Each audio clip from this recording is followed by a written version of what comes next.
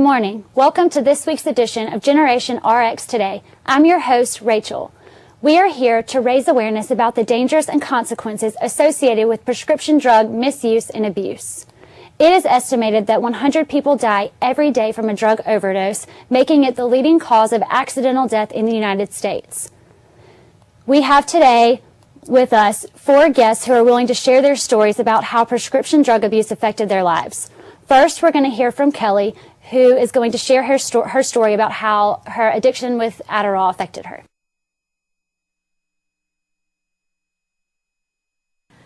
Adderall is a medicine normally prescribed to people with ADHD.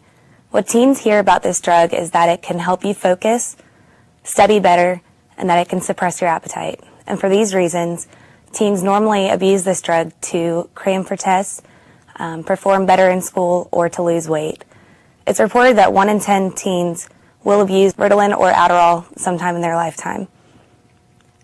The dangers of this drug include irregular heartbeats, heart attacks, and even seizures. My story started when I was in college. I had a friend who was prescribed Adderall for her ADHD, and I saw that she was getting pretty good grades. So I thought to myself, I knew I really wanted to go to med school, so I thought maybe if I tried it, it would help me get better grades. I knew, to get into med school, I would pretty much need straight A's, so I thought that it could help me. And I was smart enough to know kind of what I needed to say to the doctors to get a prescription for it. So I went in and was able to get a prescription, and I thought, because I was getting a prescription, I wasn't doing anything wrong.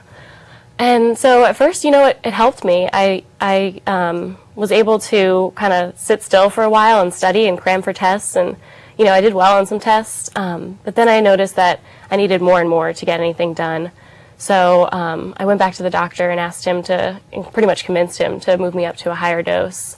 And I got to the point where I was taking such a high dose that it would keep me up at night. I would cram, but then, the next day when I would try to remember everything for the test, I would only be able to remember about half of it. It just, a lot of the things were escaping me, even though I knew I went over it. And then the addiction really started to take over my life. I went back to the doctor and kept getting more prescriptions. I started going to multiple doctors, to multiple pharmacies to get it, because I just couldn't really go anywhere without it. I was taking about 60 milligrams 8 or 9 times a day, and a normal dose is about 30 milligrams once a day. So I was taking so much that it really started affecting my brain. It affected my life. I started becoming really paranoid. I would tape my fingertips so that I wouldn't leave fingerprints anywhere. I would go outside and hallucinate, and the stars would start talking to me. I would even get into these rage fits anytime my parents, would try to convince me not to do it anymore. And even at this point, just stopping the medication was never an option for me. So, I just kept going to all these pharmacies, and my parents tried to step in, and they tried to get me to, they talked to my doctor. They talked to the insurance company, made sure I wasn't failing anymore, but I just pretty much started paying cash and doing whatever I could to get the prescription. When it came time to take the MCAT, I didn't get anywhere close to what I needed to get into med school, and I pretty much ruined my hopes with that. I had to go into a 12-step program to deal with my addiction and to deal with the mental effects as well. And, I started out with everything. I had hopes and dreams of med school ahead of me, and I ruined it with my addiction. Thank you for sharing your story, Kelly. I have a couple questions for you. First, it seems like there's been a huge controversy surrounding Adderall. People tend to think that it's considered cheating if you use Adderall before you take a test and you don't need it. How do you feel about that? I think I would have to agree with that. If you think of it, Adderall, in the same way we think of steroids used in sports, it can be a performance-enhancing drug. We think of the way that athletes use steroids to get ahead in sports. Sometimes people are using Adderall for the same reason, to get ahead in school. They think it's going to help them, to study and to sit still and be able to cram for tests and get ahead in that way. But in the end, it really ended up hurting me. It turned into an addiction that really didn't help my life, and it didn't help my academics at all. All right, thank you. And my second question is, that you said that you thought that it was okay because you were getting it from a doctor, and that seems to be a common ideology that people have, that street drugs people have such a negative opinion of street drugs as opposed to prescription drugs. How do you feel about that?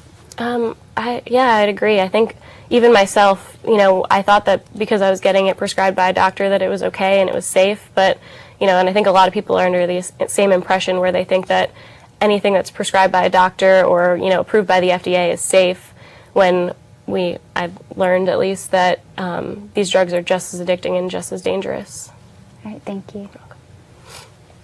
Now we're going to hear from Sarah, who is going to tell us about her Xanax addiction. Xanax and other medications similar to Xanax are often used to treat anxiety. Teens may hear about Xanax and other sedatives that they can help you relax, and they're often abused for this reason. And it's estimated that as many as 1 in 11 12th graders have abused Xanax or other sedatives in their lifetime. However, these drugs can be very dangerous and can slow down breathing and brain activity and can even make you stop breathing, leading to death. Additionally, when these drugs, like Xanax and other sedatives, are used for a long time and suddenly stopped, they can lead to seizures. It all started when I was in college. I was new to college. It was a new city, new place, everything. So I was all into, I just want to make new friends and get out there and do something I've never done before. And I went to a party, and some people there were popping some Xanax. And so I figured, why not try one? I mean, it's just one, it's not going to hurt. So I did.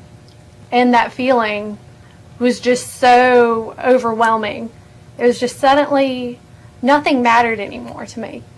And everything that I had worrying about before just left. And so that really got my addiction started, was just that feeling that one time. And I had no idea that one time was going to really turn into like a big addiction. And I started going to doctors to get some more Xanax. And all I had to do was tell them that I was really anxious. And they would prescribe me the Xanax. And so I just kept taking it and taking it. And my family and friends, they tried to step in and stop me. But I didn't really listen to them, and I refused to listen to what they had to say. And it felt like the only people who understood me were my friends who were also on Xanax. So that made me feel more alone. And the more alone I felt, the closer to the drugs that I turned. And I just slipped deeper and deeper into the addiction. And then one day, one of my friends died from an overdose. And I realized that could happen to me too, and it just really scared me. So I got into rehab, and now I'm slowly starting to put my life back together. Thank you for sharing your story, Sarah. I have one question for you. Xanax seems to be a really commonly abused drug. Tell us why it's so dangerous. Well, it's popularly prescribed as an anti-anxiety medication. And when it's prescribed by your doctor and you take it as it's prescribed, then it's perfectly safe. But once you, if you take it not as prescribed, or if you take high doses for a long time, it could slow down your breathing, and could even cause you to stop breathing. And then if you are taking it for a long time and stop it all of a sudden, it could also cause seizures. Thanks again, Sarah. Now we're going to hear from Martin, who is going to tell us about his Lortab addiction. Prescription pain relievers like Lortab and OxyContin are often prescribed for a serious injury or severe pain, like after surgery. A lot of teens have heard that they can get a free high by taking these from the medicine cabinet. This is dangerous because these drugs can cause difficulty breathing and possibly lead to death. About 1 in 5 teens will abuse prescription pain relievers in their lifetime. Signs of drug abuse include disrupted eating and sleeping patterns. Prescription pain relievers are just as dangerous and addicting as taking heroin. So it all started my senior year of high school. I was playing football. I was at practice in the summer, and I got hurt. I got a head injury, and it was really bad. So I had to go to the emergency room and spend some time in there. And I'd been hurt before, but nothing this severe. And so my doctor prescribed me for some Lortab for my head pain. And so I was taking it as prescribed for a few weeks, and I kept taking it, and I kept feeling really good. I was back on the field playing faster. I seemed my head injury had gone away. I was doing great, but I liked the pills so much I kept taking them. And so I kept going back to my doctor for a few weeks, and he kept prescribing them for a few more months throughout the summer on into the school year. So a couple of months had gone by, and finally the doctor thought that I was better and I should stop taking the pills, and so he quit prescribing them to me. But I thought I still needed them to play, and I just liked the way they made me feel. And so I started stealing money from my parents and my friends just so I can buy pills in the streets. And that led me down a long and dark path I never thought I'd go down. So a couple months later go by, and I'm at a party with one of my friends, and he sees me take out my bottle of pills and take one, and he asked what it is, and I told him it was Lortab, and he's like, "Can I take one?" I said, "Sure. You know, it makes me feel good. I don't see why I can't share with you." So that one time turned into every time we went out. So every time I went to a party and Daniel was there, I'd take a pill, and we'd take pills together. So we were at a party together one time, and we were taking the pills as normal. And I guess Daniel took more than he usually did. And a couple of hours later, I walked downstairs, and he was passed out on the couch. And I didn't really think anything about it, since it was pretty normal to pass out at a party. So I just let him be and waited until the morning when I walked downstairs. And the next morning, I saw him passed out on the couch still, and so I walked over to him, tried to shake him, wake him up. And at that point, I realized that he had died from taking too many Lortab. And that was, when Daniel died, that was probably one of the most traumatic things I ever had to go through. And so at that point, I decided, I'm going to get my life back on track and, stop taking the Lortab and get clean. But unfortunately, it wasn't that easy. So I still kept stealing money and things to sell so I could buy more pills in the street. And I kept trying to go to family friend physicians and see if they would prescribe the medicine just so I could get it and just so I could feel so good and keep playing good in the football games. So the end of the football season's coming. We're in the finals, in the semifinals. We're about to go to the state. We're doing great. And I've been taking the pills. I've been playing great. I've been playing it better than I ever have. I couldn't really feel anything. When I was taking the Lortab, I was hitting hard. I was running faster. So I thought I was invincible. When the semifinals came around, I was really nervous about the game. I wanted to be on top of my game. I wanted to play the best I've ever played. So I took a few more pills than normal, and that was a bad mistake because I played so bad during the game. I was so just tired and sluggish, and I couldn't play at all. And I let myself down. I let the team down.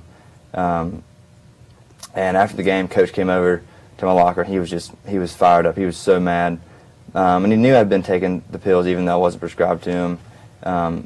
And so he came over to my locker and he opened it up and he saw a bottle of pills laying down there. And at that point it was under school policy. He had to tell the police over at the game. And I was escorted and arrested, and I was actually kicked off the team and kicked out of the school. And those are pretty devastating things. But thankfully, through my loving parents and through my coach, I actually got sent to a rehab program. That got me back on track. It wasn't the easiest road, but if it weren't for them and it weren't for the rehab, then I wouldn't be able to be where I am today. Thank you for sharing. I have a couple questions for you. The first question is, I would like for you to tell us what you are seeing being done or what has been done already to kind of stop the prescription drug abuse. Okay, well, one main thing that's happening is raising awareness. Using events like this or telling your physician or pharmacist about signs and symptoms to look for drug abuse, or doctors are getting more detailed diagnoses for pain, and so it's more difficult to get medicine. And also they're making the more difficult or the stronger medicines a higher schedule, so it's harder to get those medicines. All right, thank you. And my second question for you is, were you aware of how dangerous Lortab could be and how addicting it could be? I was not aware that it was so powerful and so strong. and had I known, I probably would have done things differently and not taken that medicine. So that would have changed your mind if you had been made aware of the dangers associated with the drug? Right. If I'd have known Lortab was so strong and so addicting, I probably would have asked for another alternative, something that wasn't addicting. Thank you again, Martin. Now we're going to hear from Raymond, who is going to share his story about his OxyContin addiction. Raymond?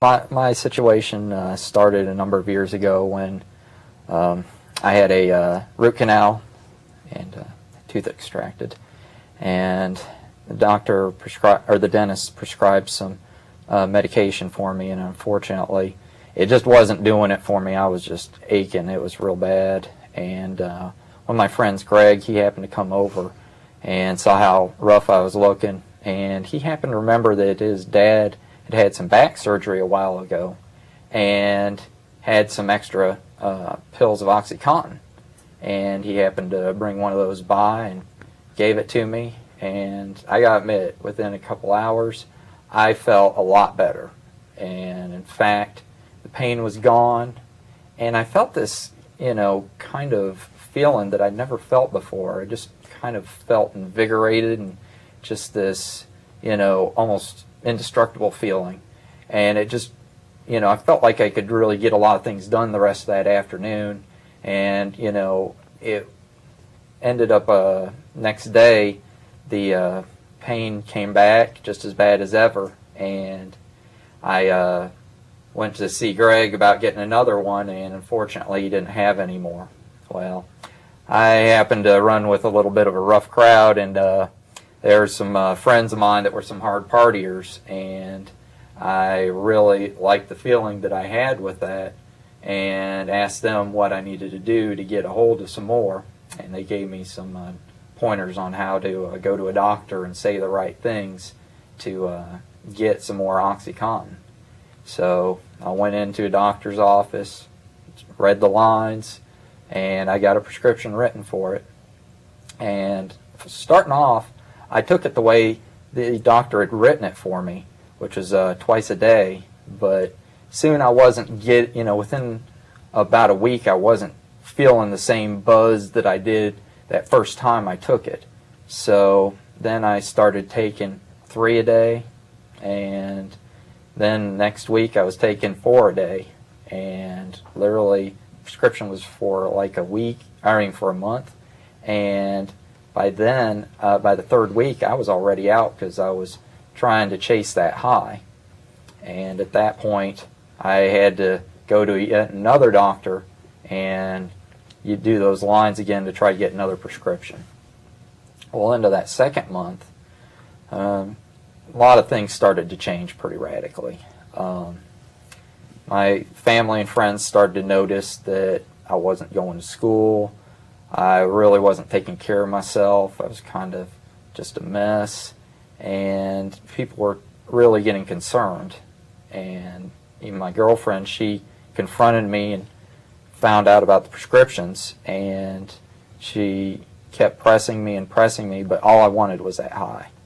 And she kind of gave me the ultimatum of either you get clean or she was leaving me. And unfortunately, I went with the OxyContin instead. And later on in that month, I to get a little more of a buzz, I found out that there was a way of getting a better high if I would crush up the OxyContin, or at least at that point in time you could do that. And I remember the first time I did that, I don't even remember what happened for the first couple hours that I took it. And, that's what I really went after then into that 3rd month. And I was using it so often that even those 2 prescriptions that I was getting from those doctors wasn't enough. And I was getting some off the street from other people. And one day after school, when I was in my car, I happened to crush up about 4 of them, and I literally blacked out while I was driving, and I crashed my car into a tree. The police and the EMS got there, and they happened to take me to the hospital, but when they happened to see that I had some OxyContin there without a prescription, right after I got out of the hospital, they took me to jail for illegal possession. Wow, thank you for sharing your story, Raymond. I have a couple questions for you. First, why do you think that drug companies even make drugs like OxyContin and Lortab and the others that we've talked about today?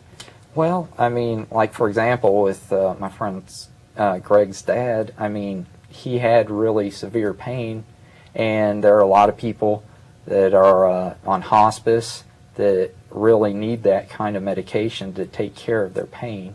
And those unique circumstances, that's where it really should be used in, you know, a controlled manner. Thank you. My second question is, you said that you first got the OxyContin from your friend, and it seems like, you know, people share their medications with their friends or family all the time. After going through what you went through, what are your thoughts about sharing your prescription or non-prescription medications with friends? Well, really, there's a reason why the doctors write them particularly for a particular person. You have no idea what will happen, you know, when you give it to somebody else. And that's why it's so important that you go talk to doctors and pharmacists to make sure that you know what to expect with these medications and get them prescribed proper. Thank you. Well, before we go, I would like for each of you to tell the audience the one thing that you want them to take from this, the most important lesson that you learned through all of this. I would say the most important lesson I can come up with would be that if you have a prescription drug addiction, you know, there's a way out, and there's a lot of people that you can talk to. If it's you know, talk to someone that you feel comfortable with. It can be a friend, it can be a family member, but try to find help. And if it's one of your friends that has an addiction, it can be very frustrating, and you could probably want to give up on them and, you know, abandon them and disassociate yourself from them, but don't give up on them. You never know when they're going to be ready to quit their addiction. And there's a lot of resources online that can help you, and there's a Narcotics Anonymous phone number that you can call as well. So that's what I would have them take home. Thank you. I would just like everyone to know that just because you're taking one of these medications doesn't mean that you're going to get addicted to it necessarily. And if you have a friend or a family member who is taking one of these, it doesn't mean they're addicted. And so there are differences between when you're taking it as prescribed by your doctor and when you're taking it just to get the effect or the high. Thank you. I would say probably the most important thing would be to raise awareness and just share the stories that you've heard here today, and to tell your friends and family members about the consequences and the risks involved in drug abuse. My feeling would be just make sure you don't take medications that aren't prescribed for you, because you really just don't know what might happen. All right. Thank you all. Let's thank our guests for sharing their stories with us today. I know it wasn't easy, but we really appreciate them reaching out and helping us raise awareness.